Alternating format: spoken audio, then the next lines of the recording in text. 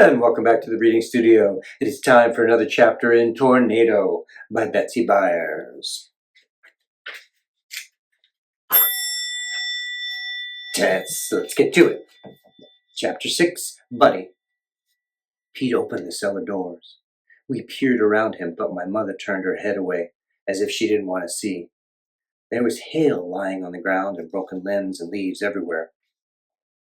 No real damage, Pete called to my mother in a cheerful voice. My mother folded her hands over her heart. But I still don't like the look of that sky, Pete said. We better sit tight. He closed the door and sat down. Do you remember anything else about Tornado? I prompted. I remember one time. This was the saddest day of my life. I hate to tell it. Please, I said. Well, my daddy and I went to town in the truck. Tornado was in the back. We hadn't planned on taking him, but as soon as my daddy lowered the tailgate, he jumped in like he knew what he was doing. So we got to go. My daddy and I parked the truck on the side of the street and went into the hardware store. Tornado stayed right behind in the truck. We were gone in about an hour. When we came back, my dad was loaded down with things, and I was carrying some paper bags filled with different sizes of nails. As we got closer to the truck, I heard a voice saying, "It's Buddy! It's Buddy!" in an excited way.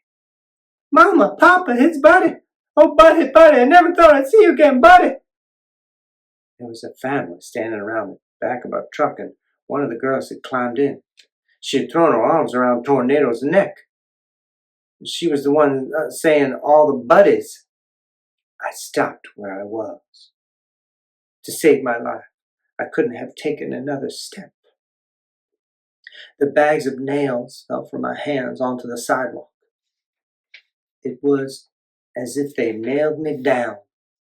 My daddy shifted his packages to rest a hand on my shoulder. He had warned me not to get too fond of the dog. "He's not yours yet," he had said over and over again. But both my parents had asked around, and nobody knew who he belonged to. Well, I had got fond of him. More than fond. I loved the dog. He was mine. And now some girls calling him Buddy. My daddy held my shoulder tighter and said, "What's going on?" to a short man in suspenders. "Is this your truck?" the man asked.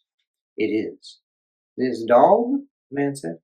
"Looks exactly like our dog Buddy, that got blown away in the August tornado." "That's about when we found him," my daddy admitted.